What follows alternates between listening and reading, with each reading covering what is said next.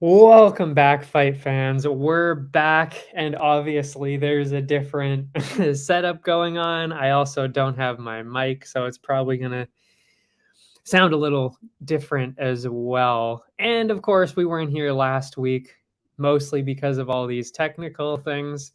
But we're back again. We're back again. Excuse me.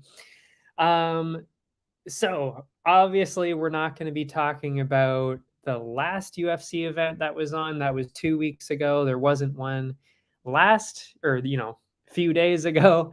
Instead, we had Unified MMA 46.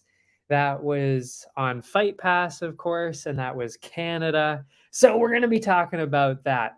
And what else do we got? Then we've got, of course, the last week of the Contender Series.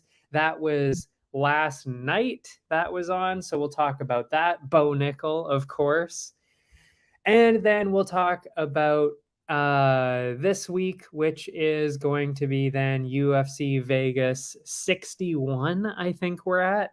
Unbelievable. And that would be Mackenzie Dern and Yan Xiaonan. Excuse me. And we'll, of course, get into the predictions and the Bet99 odds for that as well. But we're going to start off with Unified MMA 46. It's a short one, so we won't be spending too much time with it. I think there were only 6 fights, of course, that they were showing on Fight Pass. Yep, 6 of them. Because then they don't really show the prelims on Fight Pass. In fact, they're actually very, very hard to find. Sadly, they really should fix that. They should definitely fix that.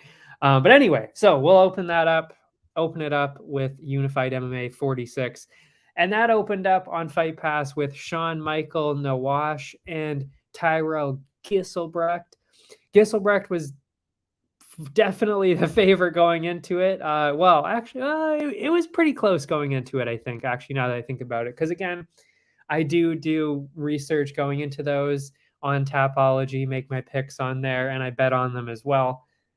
And I had Gisselbrecht going into this, but it did look, I think, fairly close from what I remember. But now I'm not so sure. Anyway, Gisselbrecht was the one going hard early.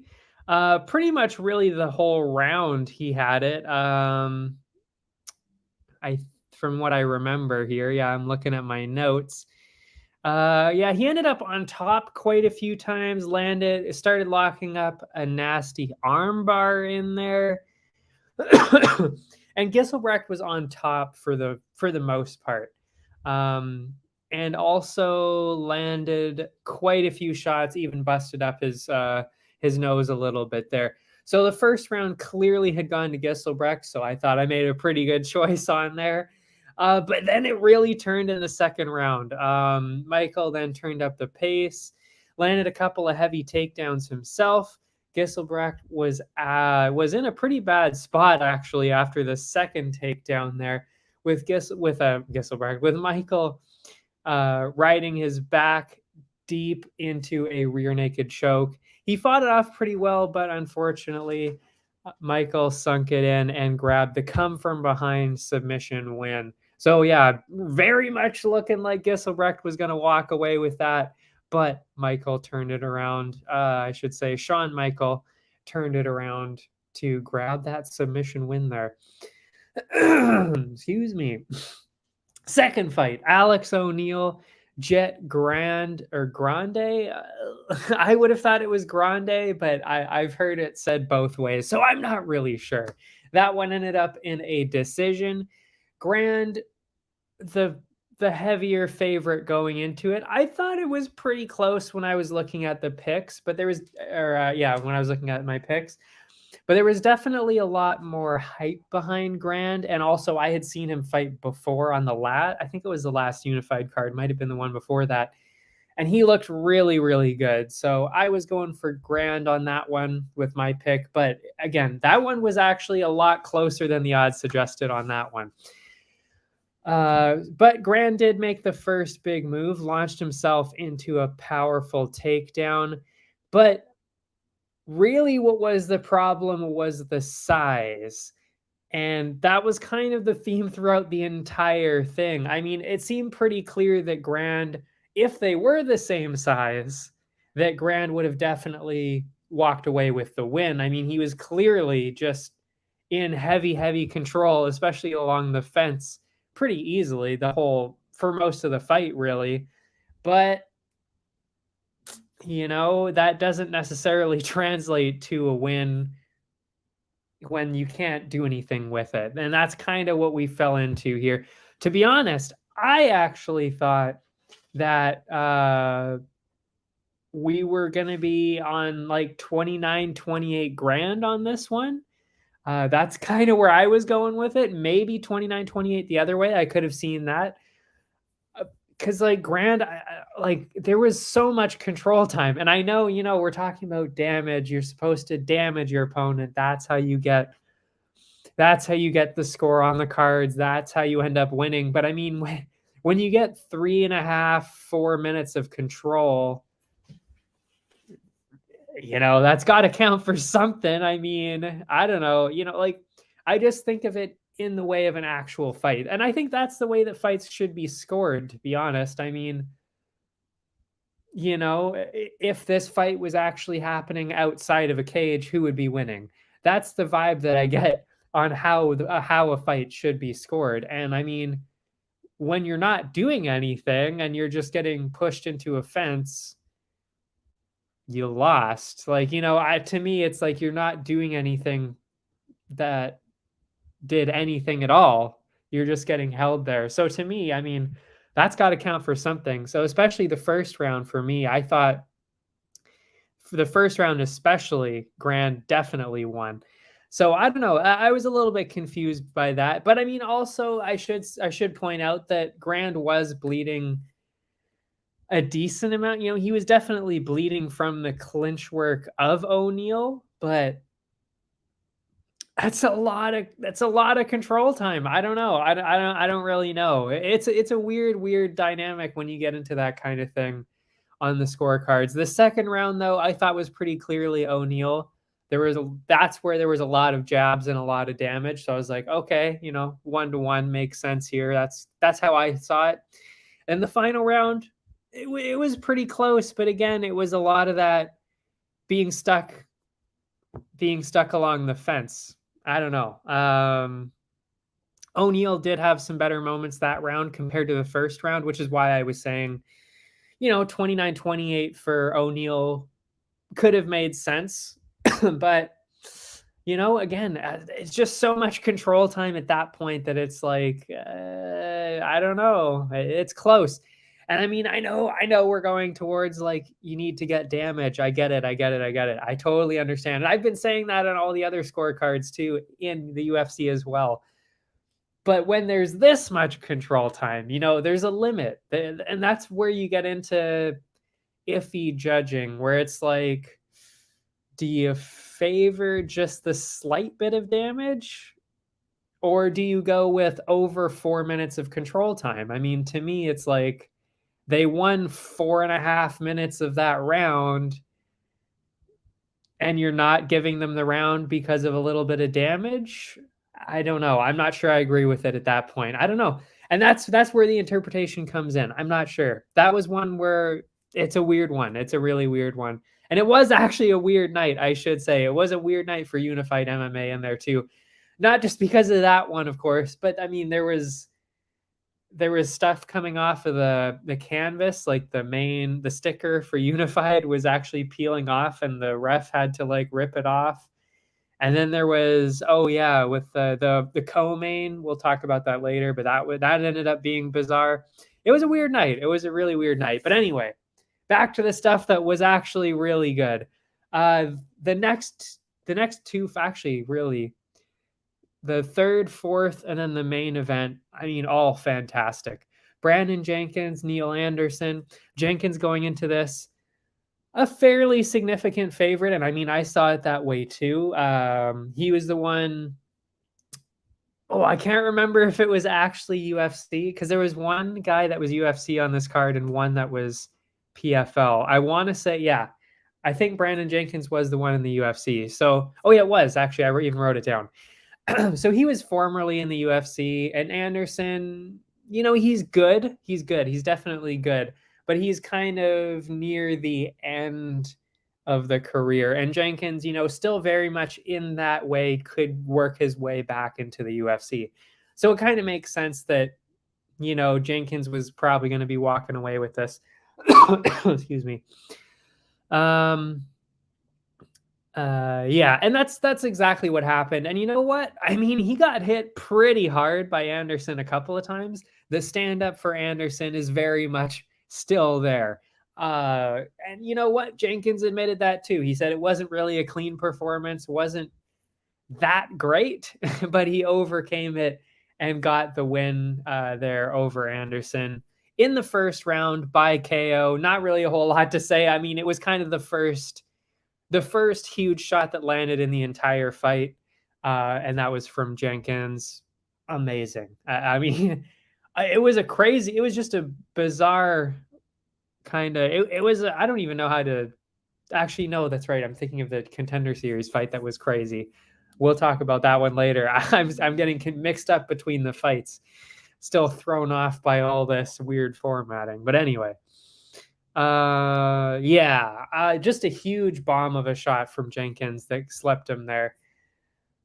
Insane finish by Jenkins. And to be honest, I think he's going to be making his way back into the UFC fairly soon. I mean, if you keep doing that, or at least back on the Contender Series or something like that, he's not necessarily, the biggest kind of name outside of the UFC to get straight back in with a couple wins. So I don't know if he's going to do that necessarily, but he could definitely get back on the get on the Contender Series again next year for sure. I mean, one more win, get back on the Contender Series next season. I could easily see that for sure. And we could easily see him probably somewhere like the LFA in the next fight, still on Fight Pass, still trying to get back up there. That's what I think is probably going to be next for him. And it's similar actually to what we're going to see in the main event, and we'll get to that later. But Stephen Beaumont, Michael Hill, that was the next fight. And I knew this was going to be crazy. I couldn't tell who was going to win on paper. I was like, could be Beaumont, could be Hill. They're both super aggressive on paper. So I was like, this is going to go either way. Somebody's going to get a first round finish. That's what I thought was going to happen. And that's exactly what we saw. They both went crazy. And there was a first round finish. And it was Beaumont on this one. I think I had leaned Hill going into it, but I think it was only because Beaumont hadn't really fought for a while, from what I remember. Yeah. So I wasn't really sure. You're never really sure how they're going to respond to. I think it was about 3 years off. You never know. So I was going for Hill on that. But again, they're both so explosive. I knew something was a first round finish was imminent. And that's exactly what they did. They threw bombs at each other. Both of them landed some pretty good ones. Kind of hard to see who was edging ahead, really. And then Beaumont was the one who started to land the heavier ones and then finished off the fight. What can you say? I mean, it was just a great finish, an exciting fight, amazing to watch. That's what you want to see. That's what I want. I want every single fight to be like that.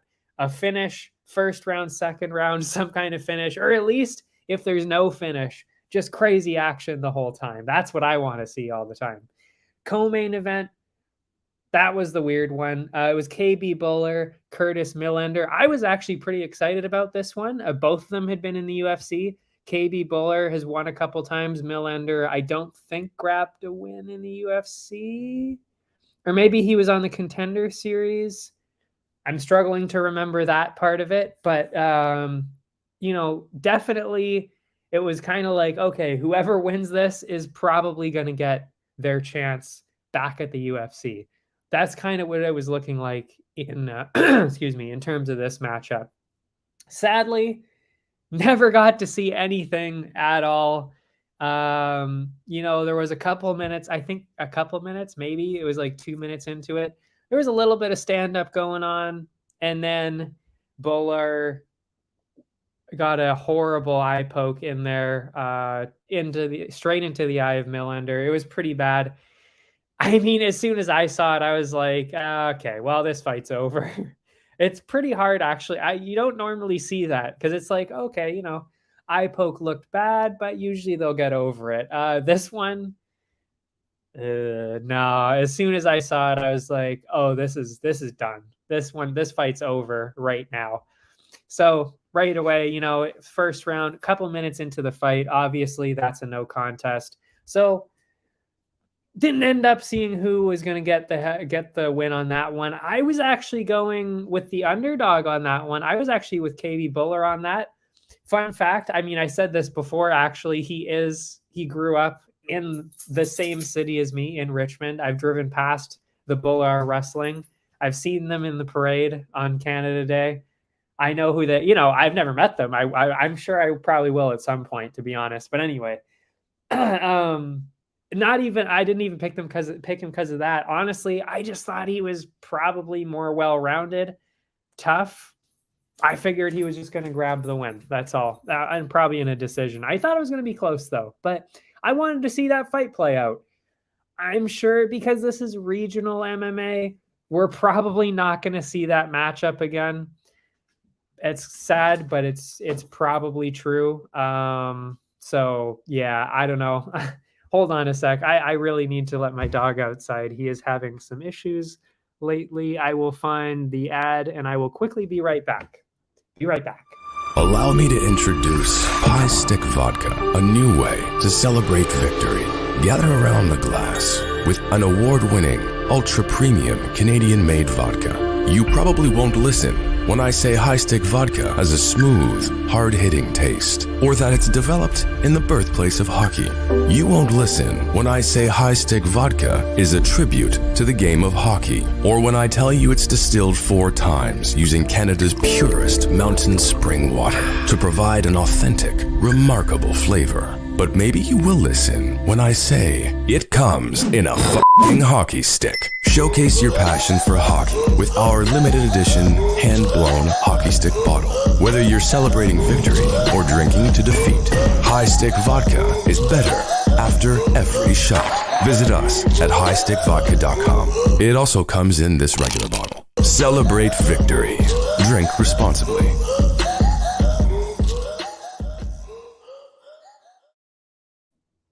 And we're back. Yeah, my dog is sick. So if I have to get up sometimes because, yeah, he's not feeling well. So I have to let him outside or there's going to be a problem.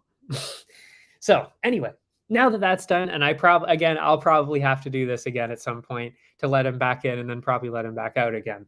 So sorry in advance for that. But yeah. Also, it was just his birthday. You should go to his Insta page to wish him a happy birthday. Anyway. We're back. So, KB Buller, yeah, I actually was very excited to see that matchup. Probably not going to see it, like I said, probably going to see something else, but I wouldn't be mad if they made it again. That's all I'm saying. I think that would be pretty cool.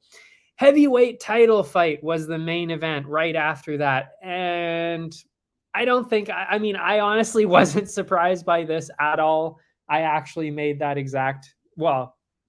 kind of thought it was going to be a KO. But I had Jones in the first round. I didn't think it was really going to be all that close. And that's not trying to hate on Chris Larson. He's clearly done a very, very good job. And he's clearly one of the best heavyweights in Canada for sure. That's not in a major, a different major promotion. Sorry, my dog was looking at me. Yeah, so I just didn't think it was going to be that close because Jamelle Jones, I mean, he was on the PFL a couple of times. I think he even got a couple of wins there. Always seems to do really well. So I thought it was going to be pretty quick. And that's exactly what it was. Larson was much, much bigger, though. Landed a huge, just ridiculous shot. But Jones did recover from it, though. And then started to get his wrestling going. And then that was, there wasn't a whole lot going after that. I mean, Larson did help him get back. He did get back up pretty easily because of his size the first time. But then after that, he got dragged back down. And then lots of hammer shots from there, or ground and pound, but they were like hammer shots like that. And then wrestling from there, Jones got the win with the submission from there. I mean, yeah. I will say, though, I think Jones is really more of a light heavyweight. So I don't really think that this is going to continue. I don't think he could do that in the UFC necessarily. Do I think he could be in the UFC? Yes, very much so. And I think that's probably what's going to happen. Maybe the Contender Series even next. I think he is very, very talented. But I will say, he's coming in at 220 pounds. He's got a little bit of the flab going on. I don't want to say anything bad there. But, he does. He could clearly make 205. If you're trying to get your career going, trying to be like a big deal, be a contender, light heavyweight is clearly the way to go because you're going to get smoked by all the UFC heavyweights. But the light heavyweight division, wide open. There's a lot of room in there for Jamelle Jones. That is for sure. And he could definitely do some damage in the light heavyweight division in the UFC. I'm pretty sure about that. But yeah, the bonuses. I mean, what it was, even though it was a weird night, there was a couple weird things going on. Definitely an exciting night. I was thoroughly entertained as always. I love watching these cards. I mean, I don't know why more people don't watch the regional cards. I get they don't have the names sometimes, but the action, it is literally not like any other sport on the planet. You cannot watch minor versions of other sports and get that same reaction, that same energy and same action that you get from the top tier cards. Because it really does happen. It happens all the time. Regional MMA is almost, it's not to the same level as like PFL and UFC, but you still get the crazy action to the point where it is almost there. You've got the same level of excitement, just maybe slightly less skill sometimes. That's all. And sometimes you get a meh kind of fight. But yeah, there's always some crazy finishes on these regional cards. I love it. I love it so much. People should really watch them. Seriously, go on UFC Fight Pass and watch these cards. They're very good. Anyway, and nobody paid me to say that. I should say that. Maybe they should, but they haven't. Eventually, maybe. Because I definitely don't have the audience to get paid. Not yet. Anyway, the bonuses. Brandon Jenkins got the KO of the night for me. Where was that? Oh, yeah, the one over Neil Anderson. I mean, he put him to sleep. I mean, that was devastating. That was a huge KO. The other ones, there were a lot of other KO. I mean, even just a lot of KOs on this card, wasn't there? Oh, actually, there was just one other one, which was also pretty good. But this one, I mean, he put him out. And he was also kind of on the comeback there, too, because he had gotten rocked pretty bad there. So KO of the night, Brandon Jenkins. That made sense to me. Sub of the night, Jamelle Jones. No question. I mean, submission in the main event for the heavyweight title. Basically a light heavyweight and doing it to this guy at heavyweight who is massive and still pretty talented. That's impressive. That's impressive for a submission. And again, not really all that common at heavyweight submissions. So again, pretty special. Brawl of the night, Beaumont and Hill. Like I said, I mean, explosive. Both guys landing crazy shots. This is what I wish every fight was like. And this, like I said, that right there is exactly why I love regional MMA so much, because you get that fire from both sides. That's what I want to see all the time. And it's also why I like the Contender Series so much, which we're also going to talk about right after this. But lol segue. Yeah, no, it really is like there's that intent on both sides, and it's amazing to watch. Most valuable fighter, I actually picked two this time because they actually did the exact same thing. Brandon Jenkins and Jamelle Jones, they were both in major promotions, both out of them now, trying to get back in. They both also got hit, or yeah, they struggled in the first part of the fight, then overcame it, and both got the first round win. So they literally did the exact same thing. They have both the exact same story going into this, probably both the exact same story going out of it, except for maybe Jamelle Jones, maybe a little bit more. But yeah, so I mean, you got to give a bonus to both of them because, yeah, they both are very much equally as impressive in this case. Excuse me. Then we've got the Contender Series. We will go with the Contender Series, and then we will go back to talking about this week. I will have a short break to let my dog back in because now he's looking at me. I will be right back after this.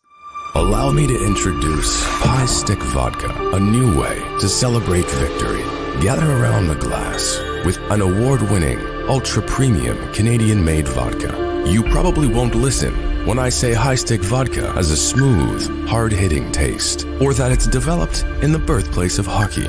You won't listen when I say High Stick Vodka is a tribute to the game of hockey, or when I tell you it's distilled 4 times using Canada's purest mountain spring water to provide an authentic, remarkable flavor. But maybe you will listen when I say it comes in a f***ing hockey stick. Showcase your passion for hockey with our limited edition hand-blown hockey stick bottle. Whether you're celebrating victory or drinking to defeat, High Stick Vodka is better after every shot. Visit us at highstickvodka.com. It also comes in this regular bottle. Celebrate victory. Drink responsibly.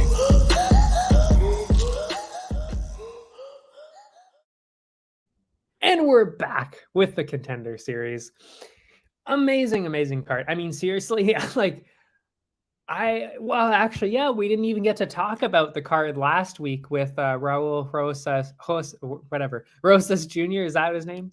The 17-year-old kid. We never got to talk about him, which, by the way, was insanely good. I mean, unbelievable. How much, I mean, genuinely, I don't think he could have looked more impressive because we saw everything that we needed to see. And I will just talk about this for a quick second because it is so noteworthy. Obviously, I mean, a 17-year-old on the Contender Series, dominated, got a contract, is now the youngest fighter in UFC history by quite a bit. So, yeah, huge thing. So I will talk about that first. And like I said, unbelievable, because I was actually so impressed with how the fight was going that I thought the other guy was really good too. I mean, the other guy is incredible. Now I can't remember his name and I don't have it in front of me and I feel bad, but that guy was amazing too. So, I mean, I know we're going to see him back as well. That's how good this fight was. I mean, the fight was incredible. They were both amazing. And Rosas, I mean, obviously proved why they signed him at 17. I mean, it was truly incredible to watch. One of the best grappling performances I've ever seen. I mean, you never see what apparently is called the Suloev stretch, where he was literally pretzeled the guy in half. I mean, turned the guy into a book. Like, that's crazy. And the fact that the guy didn't tap to that is equally mind-blowing. That's why I was so impressed by both of them, to both be like that. And to do that for 15 minutes straight, the entire fight was like that.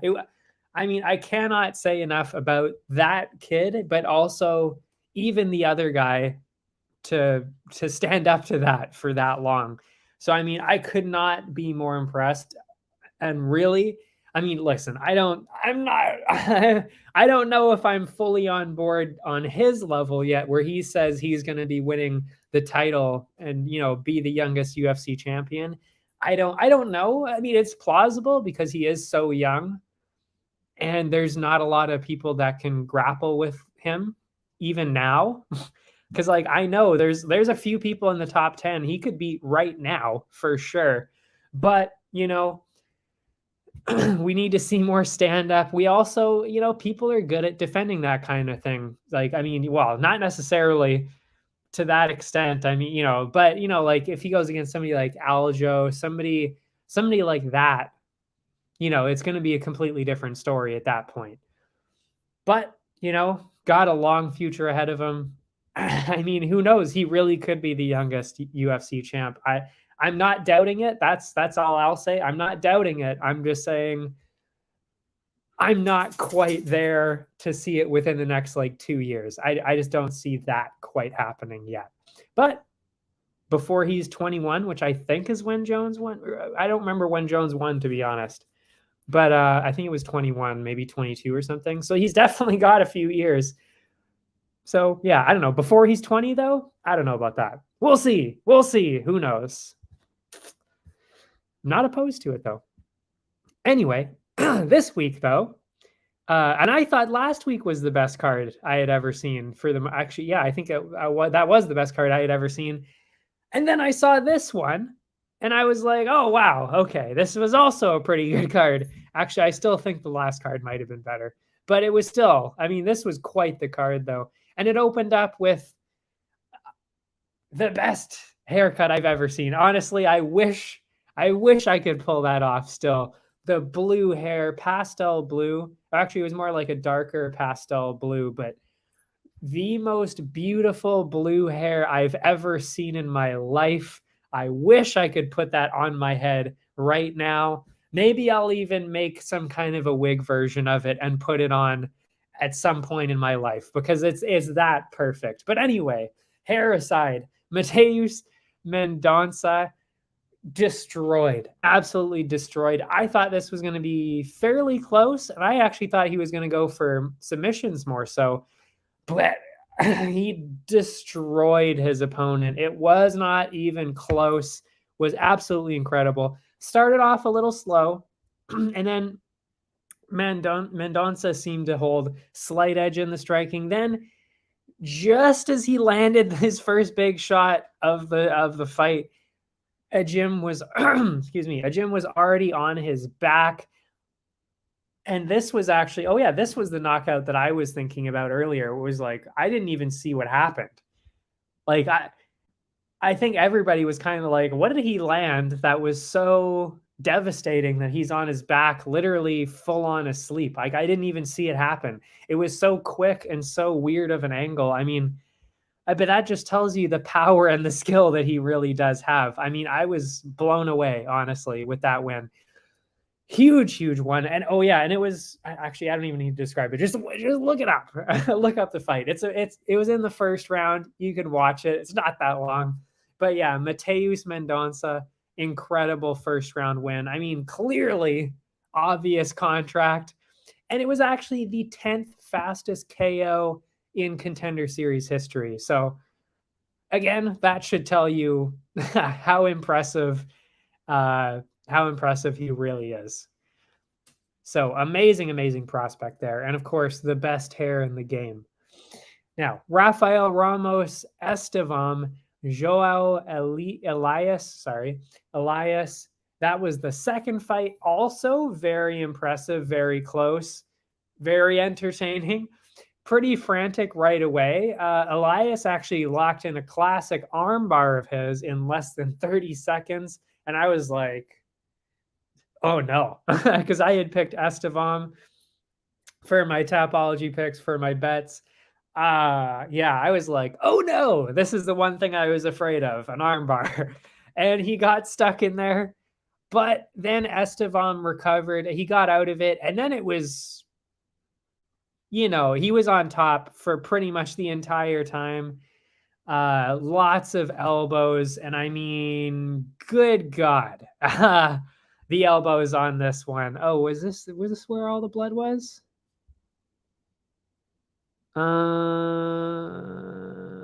No, actually, this was not where the blood was, but there was a lot of blood later on. I thought this was the fight, but it wasn't. But yeah, the ground and pound was just too much. He did that in the first round, clearly won that. Then the second round, he just kept it going. Dragged him down to the ground, dragged Elias down to the ground again, obviously knowing he had the grappling advantage. A lot of elbows in there. Actually, elbows throughout the whole night in a lot of different fights, but this is where it started.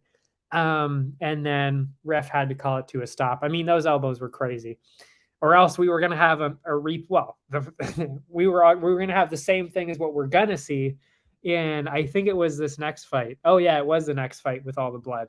Yeah, that's what we would have seen if it would have kept going. So fair stoppage, Estevam, second round TKO on that one.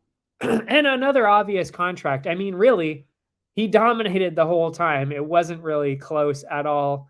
I mean, Joao is more of Elias, I guess. Elias is more of a specialist on the ground, and he will give up control routinely to get people into that position. And in MMA, that's just not something you can do. And he found that out. He found that out this week, because when you give up control like that, that's when you start getting hit with the elbows, and then that's it. You can't come back after that, especially if you end up with what happened to Emiliano Linares in the next fight, because he did the exact same thing and very much paid for it. Also, very good BJJ from Estevam, obviously, to get out of all those submissions pretty easily. Relentless with the offense, just dominant. I mean, so yeah, pretty easy contract there too, like I said. The third one, Jack Jenkins, the Australian. Emiliano Linares, I believe, was from Spain, I want to say. I think so. And this is, like I said, it was actually pretty similar to the last one. Just really a lot of ground dominance from Jenkins, and with a little bit of sprinkling of Linares getting in some pretty heavy combos. Because I'm not saying it was completely one-sided. I mean, Linares did have a couple moments here and there, but Jenkins, it was all the grappling. He kept doing exactly what, like I said, what was his name now? Estevam. Exactly what Estevam just did in the last fight. He pushed him down to the ground, got him down there, landed elbows, except for these elbows. Much, much worse. Lots of blood. Most blood I've seen. Actually, no, I can't even say that anymore because of what happened in the last UFC event with all that blood. I can't really say this is the most blood I've seen in months. But outside of that last weekend, this is the most blood I've seen in months, because it was crazy. It was in almost every single corner of the octagon, soaked into quite a few different areas, a lot in the middle, just blood everywhere. And that was from the second and the third round. And eventually the ref just kind of saw enough and was like, you know what, I think we're gonna end it here. Because it was kind of like, okay, like Linares isn't getting knocked out from this. He's probably not going to go out. He's probably going to keep defending himself just the slightest bit. But he's obviously not going to come back and win. So the ref just kind of called it to a stop. And you know what? That's kind of one of the few times that I've seen, especially recently, where I've seen that, because it's usually like, oh, give him a chance. Like, he definitely still has a chance. But this was kind of like, like, this is pretty bad, I think. And with all the blood as well, it's kind of like, it's pretty bad. We could probably stop it right now. And that's what he did. So fair enough, fair stoppage on that one. And that was in the third round TKO for Jack Jenkins. And I mean, again, obvious contract, no question whatsoever again as well. I mean, this was the one that they weren't sure if they were going to give out or not. To be honest, I thought it was pretty clear that he had earned it. I mean, he had the cardio to go all 3 rounds. He destroyed that guy, made him bleed all over the octagon. Pure dominance, wasn't even close. Pretty skilled all around. So, I don't know. It seemed like a pretty obvious contract to me. Next one up was Sam Patterson. Oh, actually, no, they didn't question that. It was more so a little bit with Sam Patterson. And then Vinicius Sensi.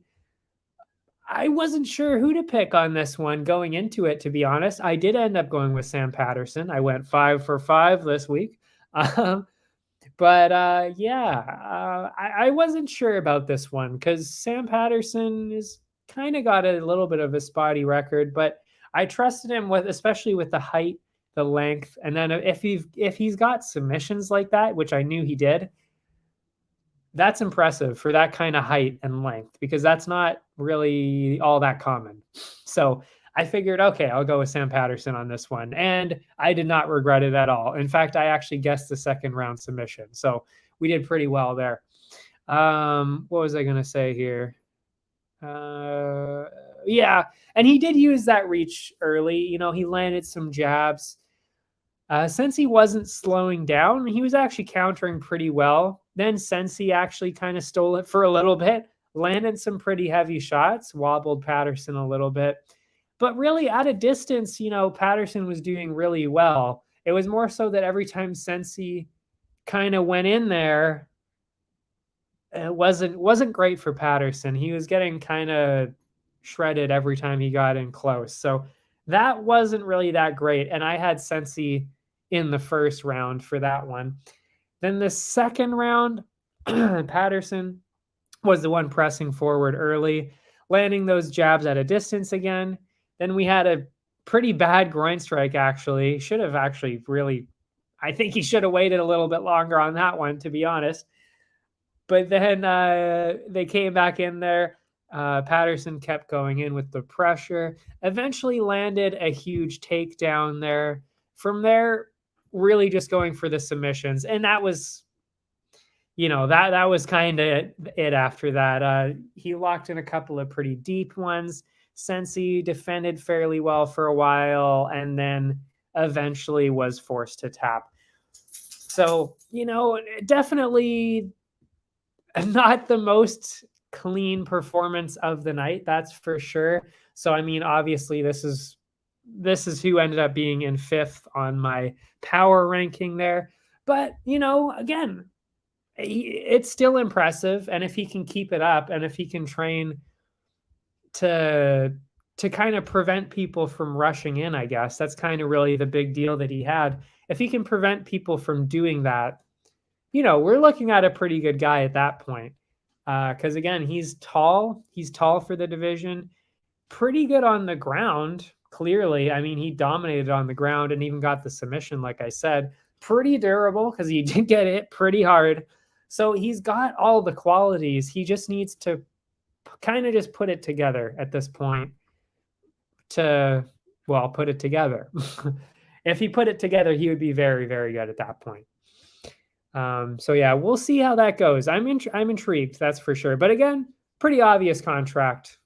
Just because of based on the potential alone, he still got the finish too. So again, easy contract for me. That was, like I said, though, the one that they were kind of questioning the most. Then, I mean, what can you say? It was Bo Nickal after that, Donovan Beard. I actually thought he was going to go for the KO on this one, but didn't need to. Didn't need to at all. Just basically, actually, he did knock him down with a punch. So he actually knocked him down and pushed him down at the same time. Then had him trapped from there. I mean, you know, Beard was just stuck the whole time, really, after that. Bo Nickal was, you know, maneuvering around, getting all of his stuff going, and then ended up getting the win in less than a minute. And I need to go get my dog again. Hold on a sec. Allow me to introduce Pie Stick Vodka, a new way to celebrate victory. Gather around the glass with an award-winning, ultra-premium Canadian-made vodka. You probably won't listen, when I say high stick vodka has a smooth, hard-hitting taste, or that it's developed in the birthplace of hockey. You won't listen when I say high stick vodka is a tribute to the game of hockey, or when I tell you it's distilled 4 times using Canada's purest mountain spring water to provide an authentic, remarkable flavor. But maybe you will listen when I say it comes in a f***ing hockey stick. Showcase your passion for hockey with our limited edition hand-blown hockey stick bottle. Whether you're celebrating victory or drinking to defeat, High Stick Vodka is better after every shot. Visit us at highstickvodka.com. It also comes in this regular bottle. Celebrate victory. Drink responsibly.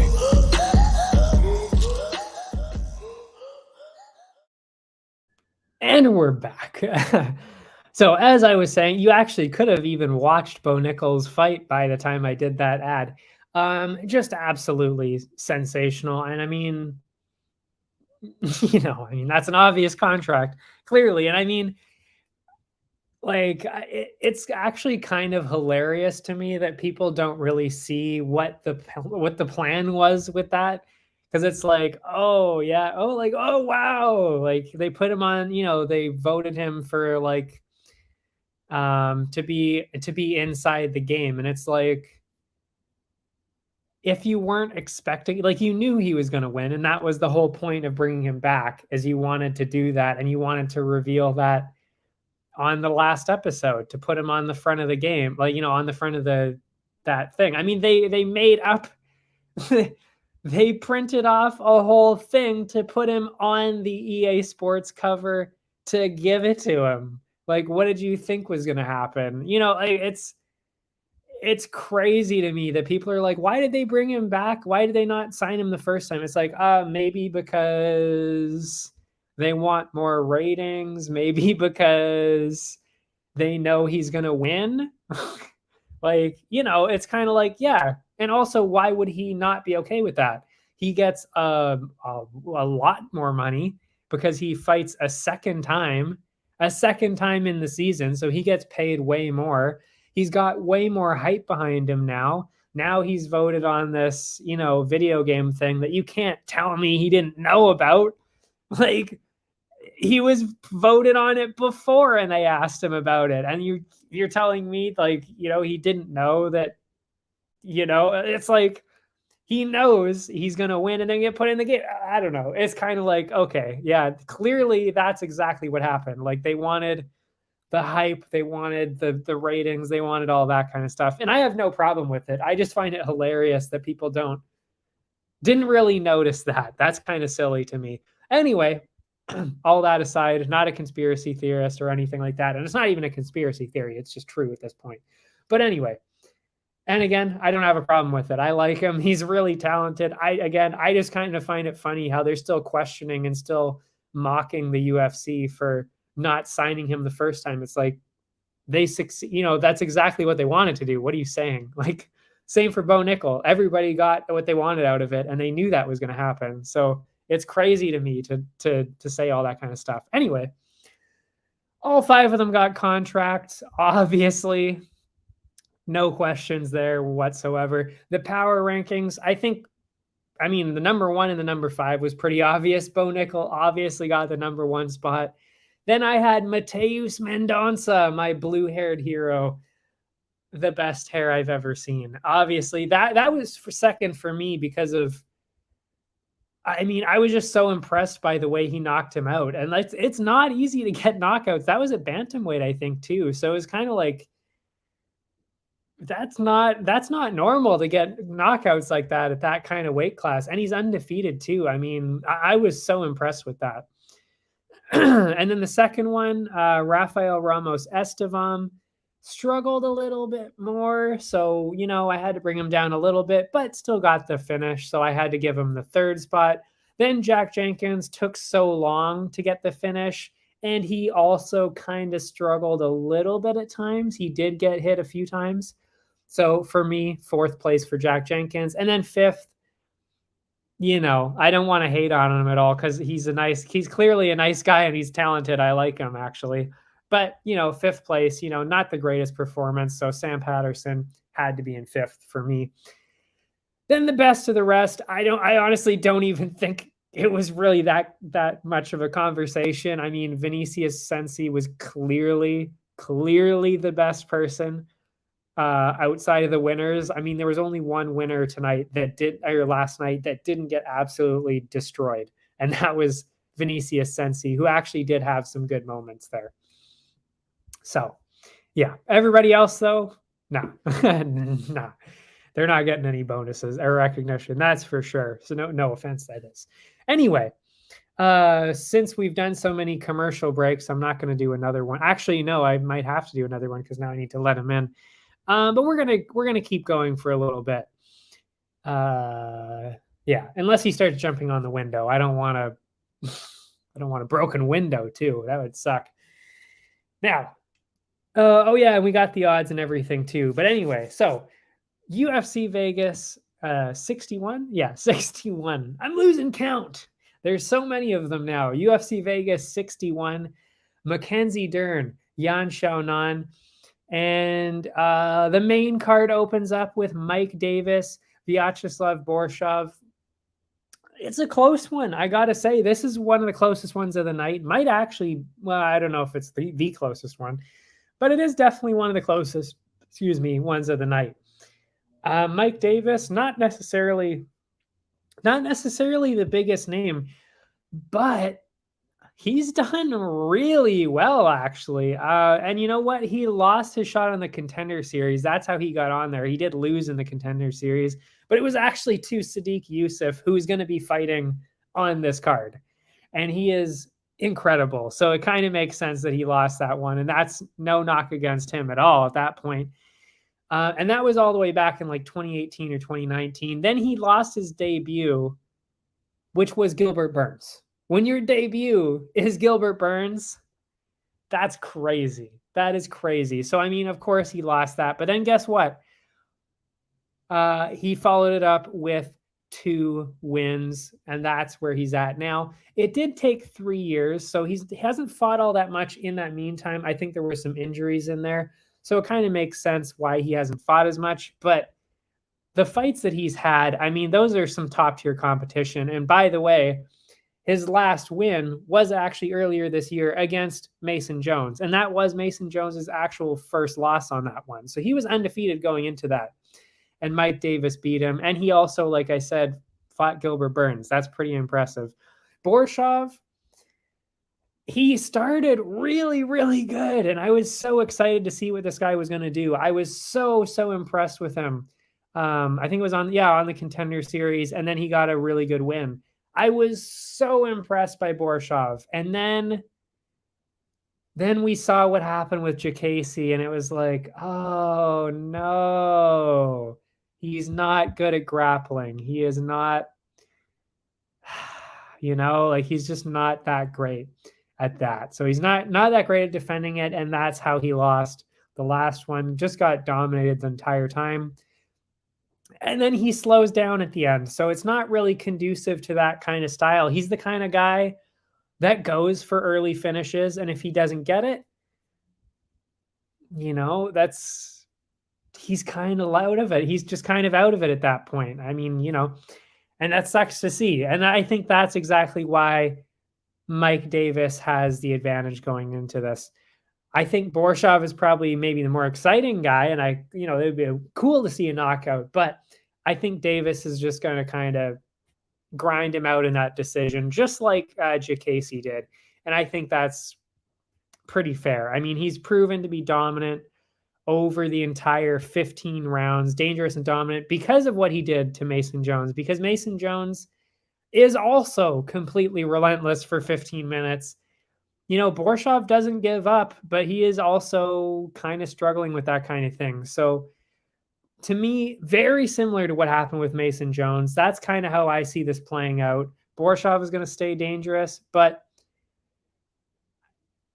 I don't think he's strong enough over the 15 minutes to keep up with that. So that's what I'm saying. Mike Davis by decision. Let's go over to the odds and see what we're working with here this week. Let's see. Davis minus 189, Borshov plus 150. I kind of thought it would be a little bit closer because I got to say, Borshov is still very talented. He will give this a hard fight. But, I obviously see why they're leaning towards Davis as well, as much as I am, minus 189. And that is completely fair. Going with that all day, minus 189. Not throwing it in a parlay, that's for sure. Definitely not confident enough in it to that extent at minus 189. But yeah, definitely worth a little sprinkle, as they say, minus 189. And the over-under on this is at over under 2.5 rounds. I mean, I'm going with the decision, like I said, because neither one of them really gets finished all that much. So, they're both really tough. So I think a decision makes the most sense by far. So that's the way I'm going with it. And good for us. That's actually where the money's at today. Plus 100 for over 2.5. So that's where I'm going with it. I mean, all day, I'll take the plus 100 money on that for sure, especially when they don't really get finished all that much. So I think that is a fantastic looking betting line for us this week. Actually, really, this entire card is looking very interesting in terms of bets. There's a lot going on. Next up, it is John Castaneda and Daniel Santos. Neither one of them really has the UFC experience. So in that way, it's kind of a toss-up.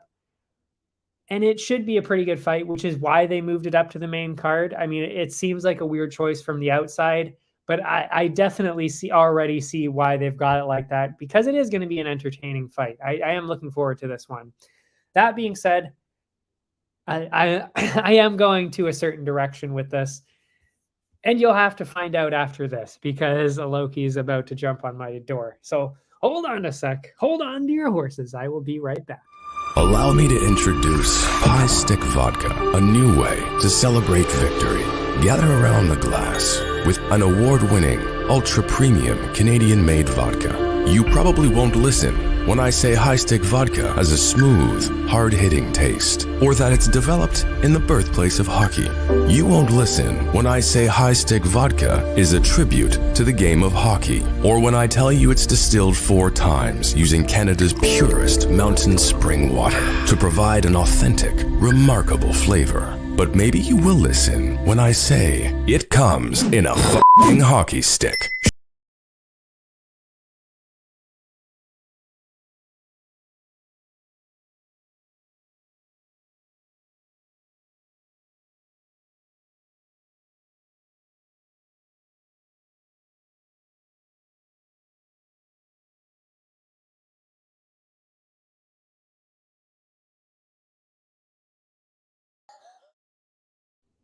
And we're back.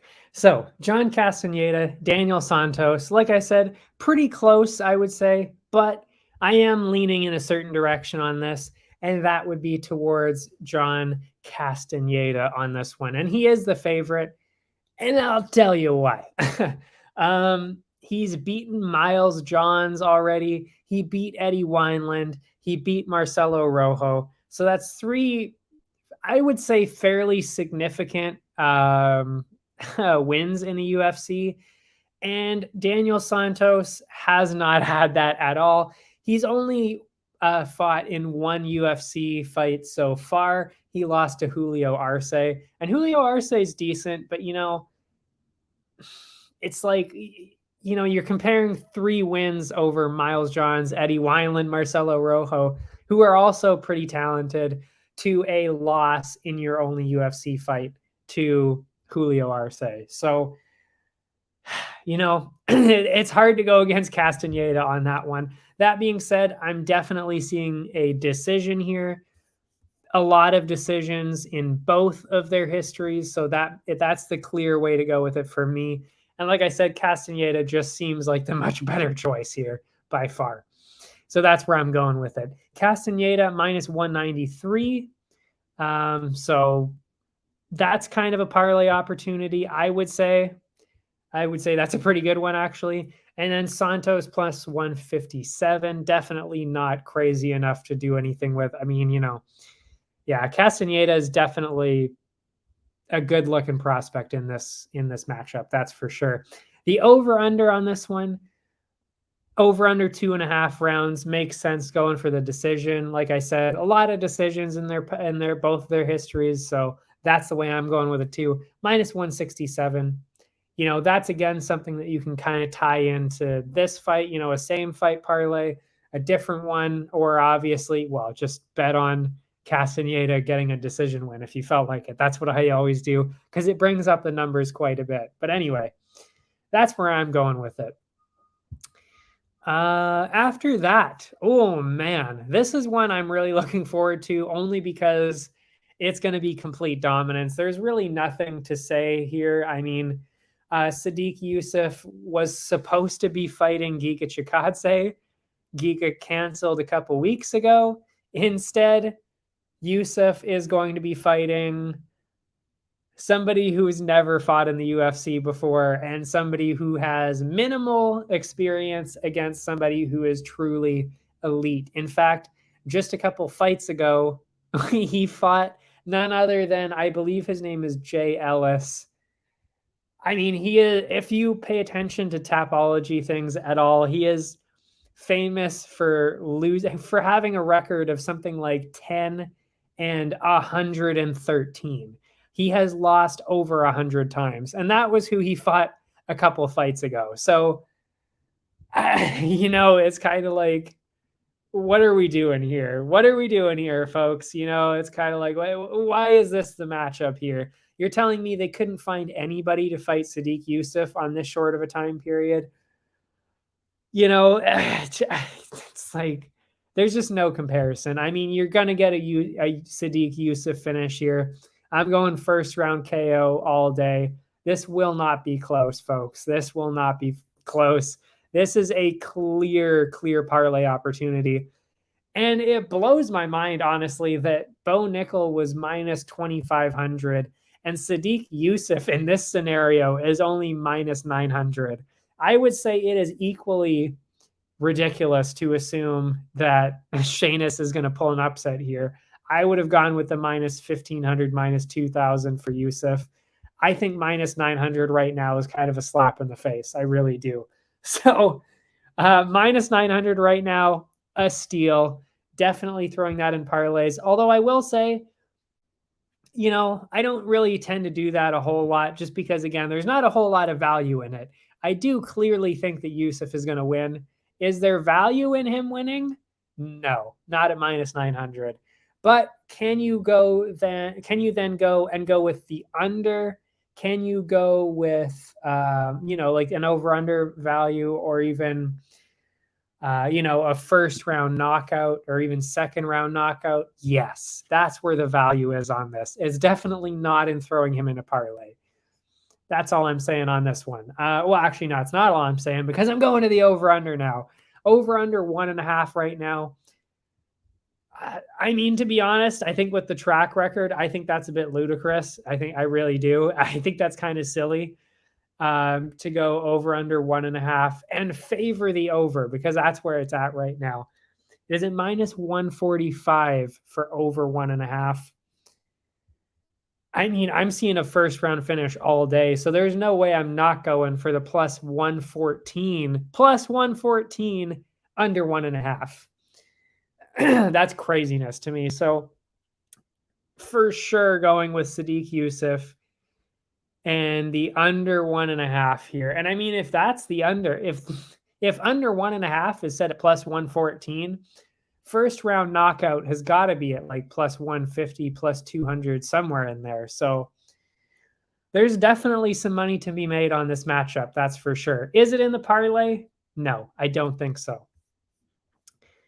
After that, Raoni Barcelos, Trevin Jones, incredible matchup. I think this is the most exciting matchup of the night. I really do. I think this is going to be a fantastic one to watch because they're both extremely talented, relentless stand-up fighters that are just going to go the entire time. And I cannot wait to see this. This is going to be so exciting to watch. I really do think so. Yeah, I just can't wait to watch it. There is I would say, a fairly clear way to go. I'm not going to lie with it. But it is fairly close, I will say. I think there's still a fairly clear choice, but in the end, both of them have a very distinct chance of winning, and which is why it's so exciting here. I'm going with, well, actually, I'll tell you, well, I mean, obviously, I'll give the background first. Let's say that. Barcelos kind of just had a rough time, honestly.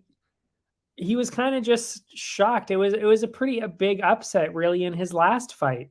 And really, I think he's only lost twice in the UFC.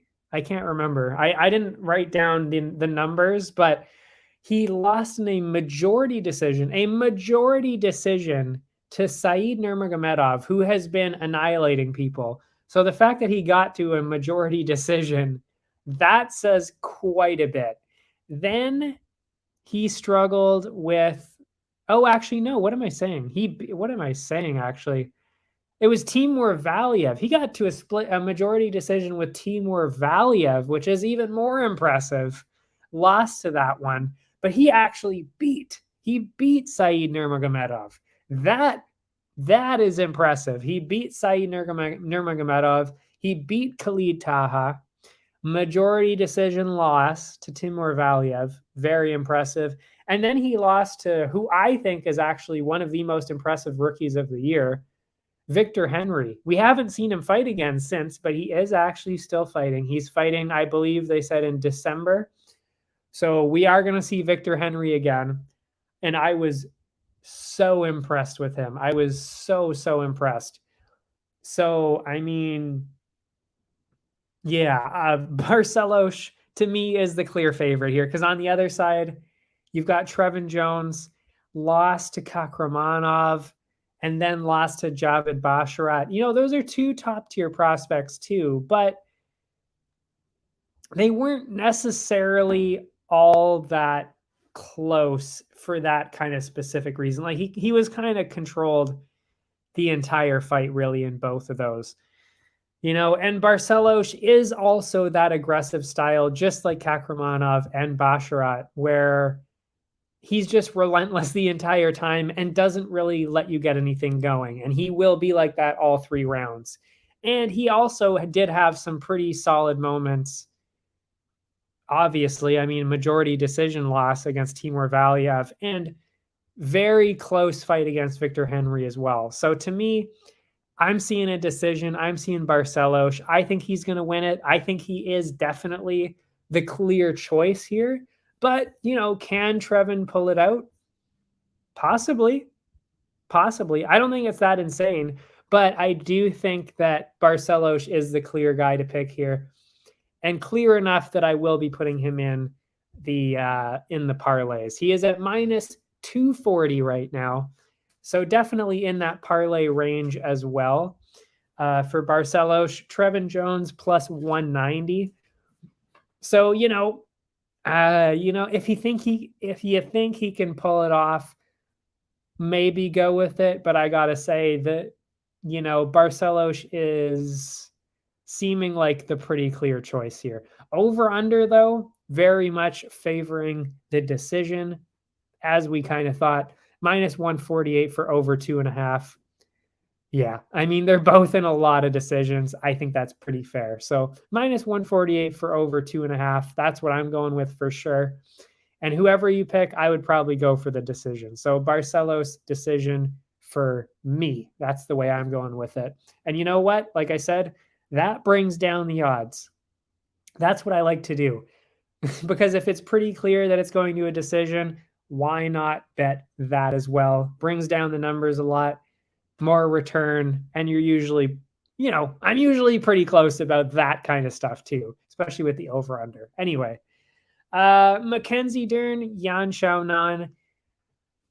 Boy, is that one close. The odds very much in favor of Mackenzie Dern right now. Oh, actually, no, never mind. I skipped one. I'm sorry, I skipped one. The co-main first. The co-main. We've got Randy Brown, Francisco Trinaldo. By the way, also very, very exciting matchup. But yeah, again, I would say this is a pretty clear choice. This time, I don't think it's quite as close, but I do think that it's still going to be an exciting fight. Randy Brown, I mean, he beat Chaos Williams, beat Jared Gooden, finished Alex Oliveira, and then he lost to Luque in the second round. I mean, Luque is pretty good. On the other side, Trinaldo, he's been there. He's done that. He's got the experience. He's definitely got the wins, but he's 44 now. Like, can you compete with somebody like Randy Brown, who is kind of in that prime era of his career when you're 44 and, not necessarily with the best fights recently? I hate to say it because I love the guy and I love I love the veterans like that, but it's not looking good. I hate to say it. Yeah, because not only is he 44, but he's got a win over Danny Roberts and Dwight Grant recently. But Dwight Grant was even a split decision, and Grant, not really known for being the highest caliber of fighter here. Trying to say that in the nicest way possible. Not necessarily consistently that great. Let's just say that. So for a split decision win over Dwight Grant, and then a loss to Muslim Salikov, and then a win over Danny Roberts, and he's 44. It's just a lot going in the Randy Brown direction, to the point that I just don't think that Trinaldo can overcome all of that. But that being said, they both go to decisions almost exclusively. Trinaldo is a very, very tough guy. So I think it's pretty clear we're going to be seeing a decision here. So I'm going Randy Brown by decision. And again, this is one of those scenarios where we can hopefully take advantage in the over-under and in picking the decision win, I think. Because Randy Brown, minus 325 right now. So that is very much entrenched in the parlay opportunity. That is the clear way to go with that part of it. Excuse me. And the over-under is at 2.5 rounds. So very much, again, same as the other one, very much favoring the decision on this one. And it's at minus 155 over 2.5. So they're clearly favoring the decision for sure. And yeah, I mean, I think that's pretty fair. I don't really think there's another way to go with it. I mean, you could, I guess, but not that likely. Which means, like I said, maybe look out for that prop bet of Randy Brown by decision. That's the way I'm going to go with it. That really brings the money back, because then you're probably, I would say, looking at plus money. You might be looking at minus 120-ish money too. I don't know. You might be kind of in that realm. But still, that's pretty good for something that, he's a minus 325 favorite. Like it's a good way to squeeze the value out, that's for sure. And that's what we try and do. We try and squeeze the value out of everything. That's how I would do it in this one. This last one, Mackenzie Dern, Yan Xiaonan, and this is what I was going to be saying, and then I realized I had skipped the co-main, but now we're here. Main event, like I said, it actually is favoring Mackenzie Dern right now. We'll get into the numbers right after this, but it is favoring Dern, and I'm actually a little bit surprised by that. I am, because Dern, she got a split decision win over Tisha Torres in her last one.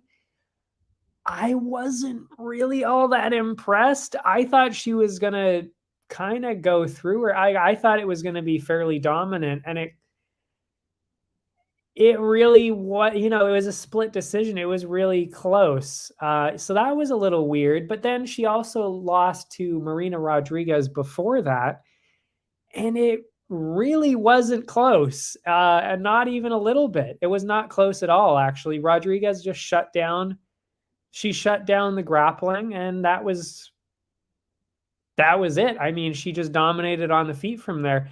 Whereas Yan Xiaonan, and then before that, I should say before we start talking about Yan Xiaonan, Dern, very much good on the ground. So, I mean, that's kind of her only avenue to win, though. is to get it down to the ground and control people and get submissions and all that. Because she's not going to be winning these top tier fights on the feet. That's just not really her style. I'm not saying she's terrible at it. It's just not her style. That's not where she finds her success, which is why I'm kind of leaning in the other direction. Because you also saw that Yan Xiaonan, it was a split decision against Marina Rodriguez. She went to a split decision while Dern was just dominated the entire time. So, I mean, that right there, it's kind of like, okay, see the styles are coming out a little bit there, where Yan is also just improving that much more too. And then she lost by submission to Esparza. And that's kind of where Yan, did lose to Esparza by submission. And that's kind of where I'm like, okay, that's where it gets a little bit iffy, because I think if Dern gets her down there and starts to pressure her really hard, Yan could definitely have a problem. But, I don't know. Like, because those are her only 2 losses since I think it was her very first fight. So you got to remember, like, Yan was dominant before that. She was dominant before getting submitted and then kind of fixed it. She kind of went back there, kind of worked on the grappling a lot, and now that's not necessarily as much of a problem, her getting taken down, which is why I'm kind of leaning towards her. Plus, we know that she can carry on pressure for all 5 rounds and do that kind of thing. So I'm going with Yan on this one. I do think it's really close, and I definitely think that Dern can get the submission, but there's something about, and I don't know, maybe it is because of this movement in China itself, where it's like the athletes not just the athletes in general, but like the fighters have been improving so much from there. They're getting so well-rounded and so talented. So like the cardio is always perfect. The technique is there, the defense, the offense, the game plan, all of it's there. So, and that's really just within the past couple of years that they're really putting that together. And just the way that Yan has been fighting, I really do just think that she's put it together now. That's kind of how I'm seeing this, is that she's improved to the point that she can defend those takedowns from Dern and then win on the feet in a decision, while Dern might not be able to do that, especially not for all 5 rounds. I just don't know if she can. I don't know if she's fully well-rounded enough to do that for all 5 rounds. That's kind of how I'm seeing it. And like I said, I don't know if that's because of what I've seen all of the other Chinese fighters do from that UFC Institute in China. That's how I've been, that's how you kind of see everybody going. So to me, that's where I'm leaning towards on this one. That's why I'm going Yan Xiaonan. But I will freely admit on this one, if you're seeing it the other way, I totally see what you're seeing. Like, I definitely see that there is a clear ground threat for sure to Dern. But my question is, can Dern actually keep Yan down there and like repeatedly get her down to the ground? Because if she can't, that's the fight. Like, then Yan wins, because Dern really doesn't have an opportunity to win at that point. That's my question. Can she actually get Yan down repeatedly, time after time, throughout all 5 rounds? Or at least 3 out of the 5 rounds? Can she do that? I just don't know. That's why I'm split on it. And that's why specialists like Dern, I mean, I wouldn't say she's a complete specialist, but she is definitely borderline that territory where she is a jiu-jitsu specialist, but she is getting better. But Can she do that? Can she put it all together? I don't know. Whereas Jan is very much getting into that very well-rounded territory. So, and also, by the way, need I remind anybody that women's MMA is by far the least predictable in anything, really, because I don't know what it is, actually. It's not that they're inconsistent. It's just that I guess there's so many, maybe they're not fully well-rounded like a lot of the men are, at least in the UFC. I don't know. Like maybe we're not at that point in the sport where they're not fully well-rounded yet. I don't know if that's what it is or not, but it gets really unpredictable, especially with this kind of thing. You know, it's the main event. It's 5 rounds. It's 2 top-tier women. They're both really good. They're both exciting. They can both do a lot, but you know, and then it's like, but then you've got on the one side a ground specialist, and on the other side, somebody who just went to a split decision with Marina Rodriguez. So it's kind of like, yeah, you know, I don't know what to think. This is like, yeah, which is why, again, you might want to go for the underdog. That's why, especially with women's fights, actually, that's why people tend to pick the underdogs, because they're so unpredictable that it actually seems like a better idea most of the time to go with the underdog, because the return is just so much better. And that's exactly what we're seeing here. So even just based on the numbers alone, you might want to think about betting the Jan side of it. Minus 234 for Dern right now. I don't think that's really warranted at all. You know, I could definitely see her being the favorite, but if I was going to do the odds, I probably would have set it at about minus 130. You know, the minus 130-ish range for Dern if I was going to make her the favorite. And I think, you know, she probably deserves to be called the favorite, but you know, minus 234, I just don't see that. I just don't see that at all. She should not be the minus 234 favorite. So based on that alone, the math would tell you to go with the Jan side.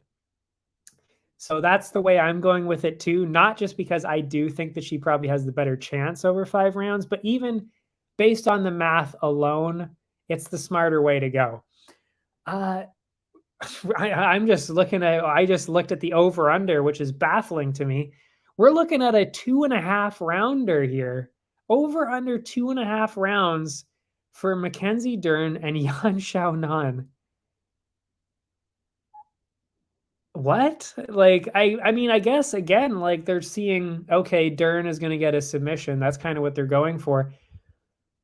But 2.5 rounds, like you think, I don't know. Like, again, you're talking about 2 top tier women. Yan has been improving quite a bit. And like I said, the institute there in China too. I mean, you're telling me she's unprepared and she's going to get submitted in less than, you know, in the 2nd or 3rd round. I don't know. Like this is a main event too, like a 5-round main event. I don't know. I just don't see that. I don't know. I just think that's a little crazy. That's a little crazy to me. So minus 138 over 2.5. I mean, again, we're talking women's fights here. There's decisions more than anything else by far. And you're talking about, I think they're minus 125, I believe. I think that's the weight class. So I don't know. I think this is a bit of a bizarre betting line. I'm not really seeing where it connects in there. So I think there's a lot to take advantage of here, even just based on the math alone. This is kind of actually a statistics-based bet here. I mean, this whole betting line is based on statistics, really, because, you know, I mean, I don't think she deserves to be called a huge favorite like that. So technically, you should already be going for the plus 190. But then also, statistically, women's fights go longer. So minus 138 for over 2.5. That's also the pretty clear way to go. So, I mean, I'm playing the statistics by far, like for sure on this one. And that's where I'm going with it. And as actually, I'm not going to say what Yanni the Greek says, but he would also go that way too. Not that he's really the most successful person, but still, you know, he does know what he's talking about in that kind of way. So I'm going with that. It makes way more sense in terms of the betting of it. So that's where I'm going with it. Then we've got a couple prelims I'm going to talk about. Maybe I talked too much about that and rambled on about that, but that's okay. I've got some bubble tea here. Maybe I'm too hyped up on the tea. I don't know. But we're going to go with the prelims now. There's two I want to talk about. They're both, well, on the edge of the rankings. I was going to say they're both ranked, but they were all ranked. All four of these people were ranked at one point.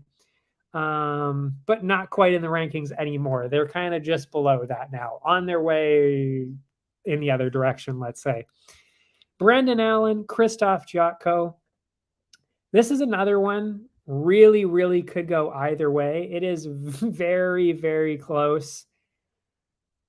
Yeah, and I'm not saying I'm not sure which way to go with this. Obviously, I have my clear pick on this one. But I will definitely admit that this is for sure one of the closest ones.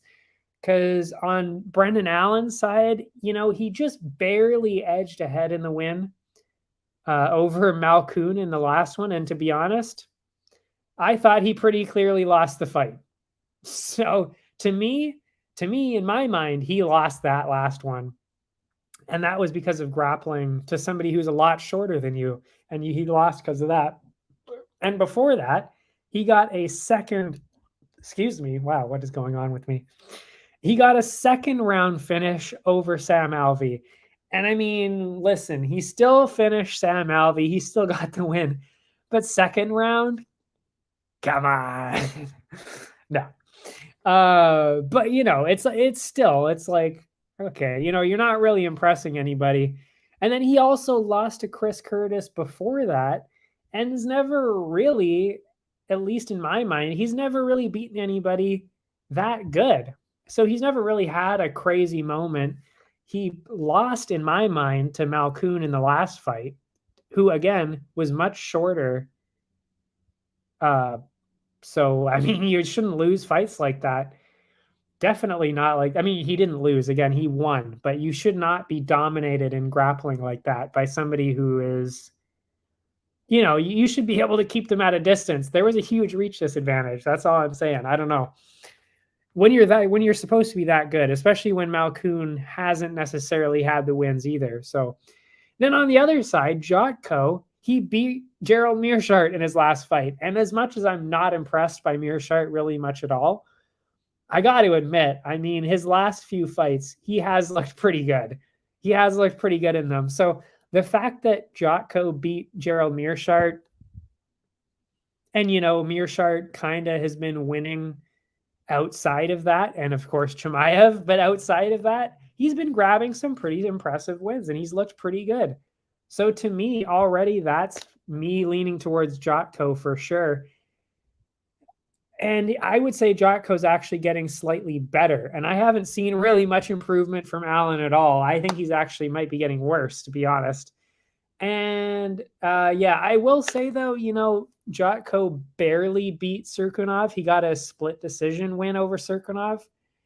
But, you know, Cirkunov was coming down from light heavyweight, and he was huge. So I think that was just kind of a rough matchup for anybody at middleweight. So again, I'm still pretty impressed, really. I don't think Jotko is really the most exciting guy in the division. I don't think he's the most dominant guy in the division, but he wins fights, and he's just a higher caliber fighter. I just think he's just better and more well-rounded than Allen, and that's kind of what it comes down to on this one. That's why I'm going Jotko all the way on this. And also, Jotko lost to Strickland in a decision before that. So, you know, Strickland, he's really good. Lost in a decision before that. So, you know, I mean, I don't think that's that bad either. That's a tough competition. Yeah, so I just think Jotko is just slightly better, and he's going to edge ahead in the decision. That's where I'm going with it. And if you look at the odds, where are we here? It is dead even right now, pretty much. Plus 100 for Allen, minus 123 for Jotko. So, you know, the odds makers are just as split as I was. But ultimately they are leaning in that direction for Jotko as well. And by the way, I have to say, first off, that this is on Bet99 that has Jotko at -123, because I actually made bets last night, because I make some bets early for parlays with multiple cards. But Jotko was actually an underdog on a different betting site. So this is close enough that you could get Jotko as an underdog on this one.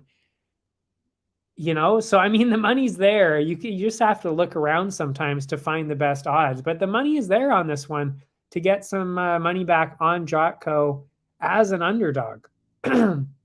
Just maybe not on Bet99, but again, go to Bet99 because the odds are still pretty good. And also, I think they're pretty generous with a lot of these, to be fair, because I think a lot of these fights were way higher on the other site that I was on, because Yusuf, I think, was -1,200 on the site that I was using.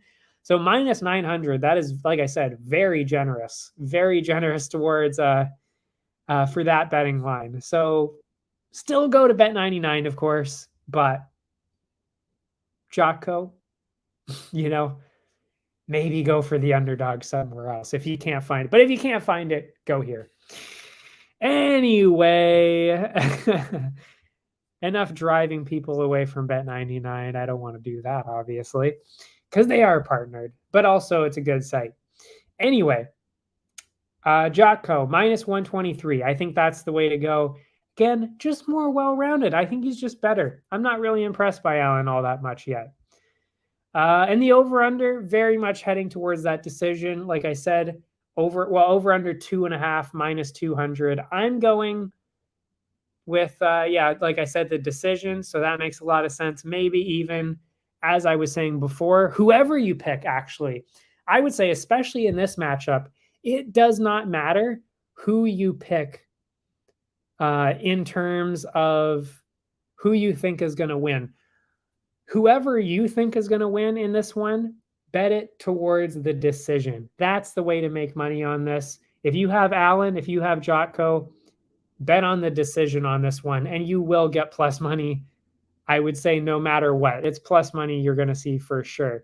So I'm picking Jotko, but if you really are hardcore for Allen, go for that decision money. Put Allen by decision. That's where the money is on this one. Or, like I said, just throw in the over 2.5, -200. Throw that into a different fight. Forget Allen and Jotko altogether. Just bet the outcome instead. Because I've done that quite a few times as well. If I think it's really close, you know, I might stay away from somebody and then just bet the outcome on the parlay instead of the fight. Not even just finish, you know, like not even just like, oh, this person might finish, but like that kind of thing, regardless of outcome. I'm just rambling at this point. I don't even know what I'm saying. I think I'm just hungry. It's 5:30. Well, just outed myself for eating dinner early every day. I'm hungry though. This is what I normally eat, is after this at around 6. Anyway, enough about my dieting habits. Alexei Olenek, Ilir Latifi on this one.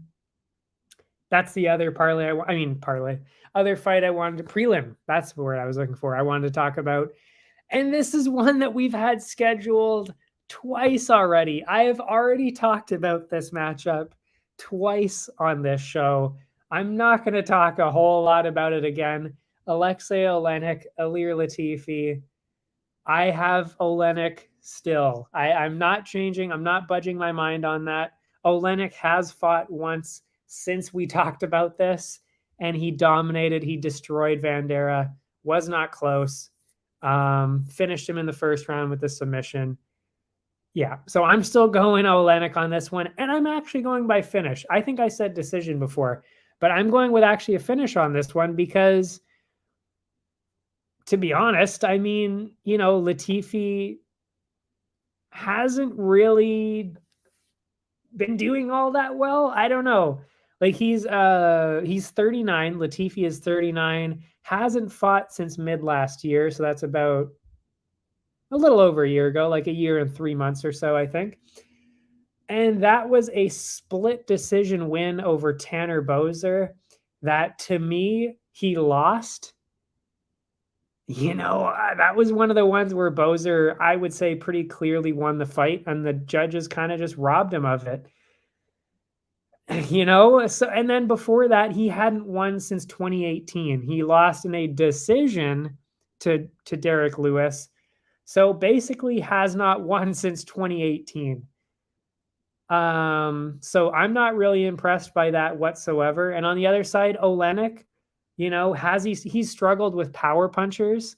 So, he was knocked out by Dawkins and Lewis, but Latifi is not that kind of guy. He's just not really that kind of fighter, and he's pretty durable too, Olenek. And then he lost by decision to Spivak, and Spivak can wrestle, so that makes sense. He just, met another top-tier wrestler, so was out-wrestled by Spivak, so that loss made sense too. But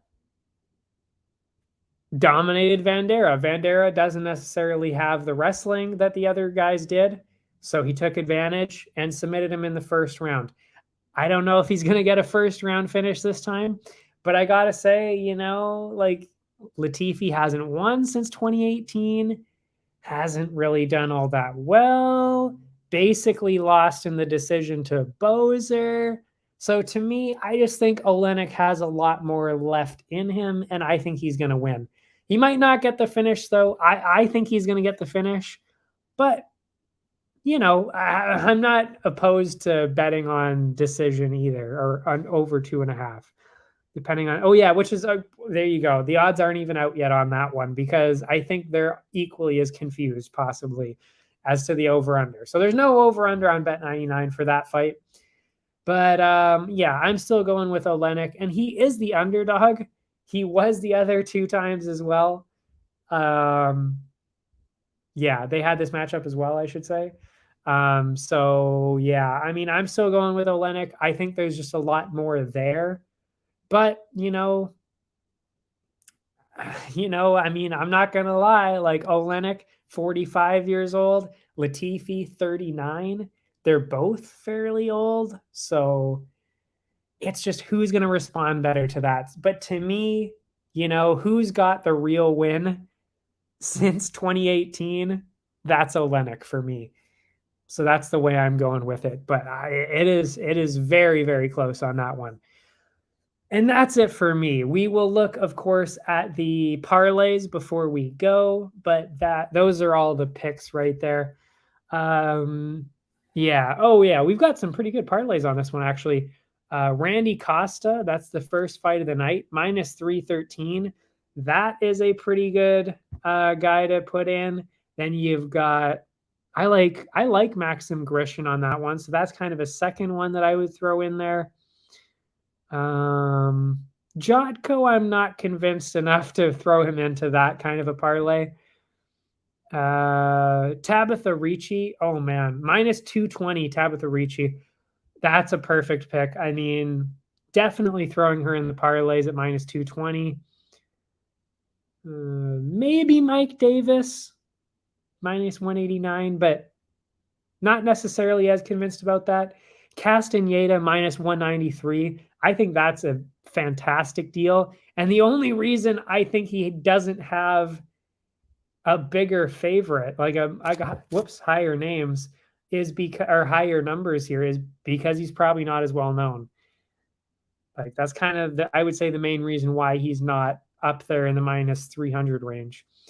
Yusuf, is it worth putting in a parlay at -900? Probably not.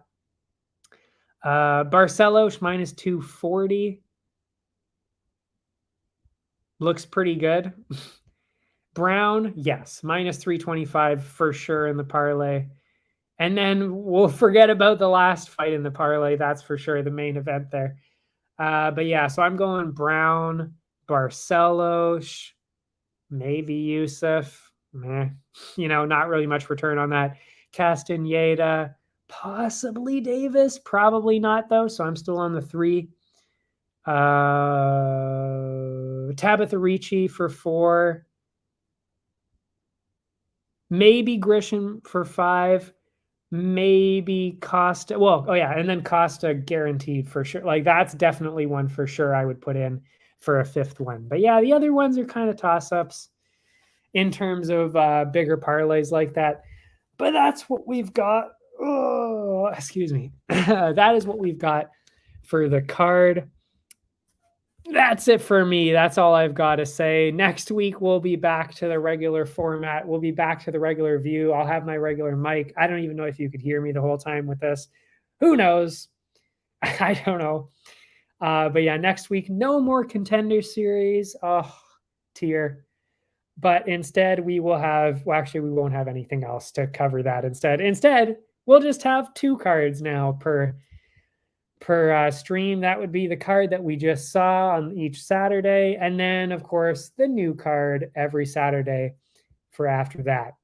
So just UFC stuff for the foreseeable future until I think actually the next one that we cover that is not UFC is actually BFL. And that is in, I want to say 2 weeks. I don't actually know. Yikes. I don't know when BFL is, but we will be covering that as well. That will, of course, as always, be in Canada on Fight Pass. Amazing. I'm excited for it too. I think there's like 3 title fights or something going on. I can't remember, but it's a pretty good looking card, that's for sure. Yeah, so I'm excited. Should be a good card on the week. We haven't really seen a top tier women's fight in a while that I can remember. So this is going to be pretty exciting, I would say. And 2 pretty talented, I think, flyweights. Yeah. Oh, actually, no, I think they might be strawweights. Are they strawweights? I can't remember, but it's going to be exciting no matter what. And then, of course, you've got a couple other pretty exciting fights as well. But anyway, I'm rambling on now. You can find everything on Area 51. They've got the other sports, whatever other sport you're looking for. I'm sure they've got it. I am the MMA guy, though, obviously. All my socials are below. That's my Instagram, my Twitter. That's where I put all my bonuses. That's where you can watch all the other streams and all of that kind of stuff. You could also go on Loki's Insta. He's sitting right next to me now to wish him a happy birthday or something. Who knows? But yeah, that is it for me. I will be back next week to talk about this card and then the next card after that, which is also looking like a... Oh, actually, that's not the pay-per-view card yet. I was going to say it was looking exciting. It's kind of like this card where it's a good-looking card, but it's not that whoa kind of card that is the pay-per-view. That's where we're at for the pay-per-view. We're at the whoa. That is where we're at for the pay-per-view card, and I can't wait for that. But that's in a couple weeks. We've still got to wait for that. Anyway, that's it for me. Thanks for watching, everybody. I will see you next time. See ya.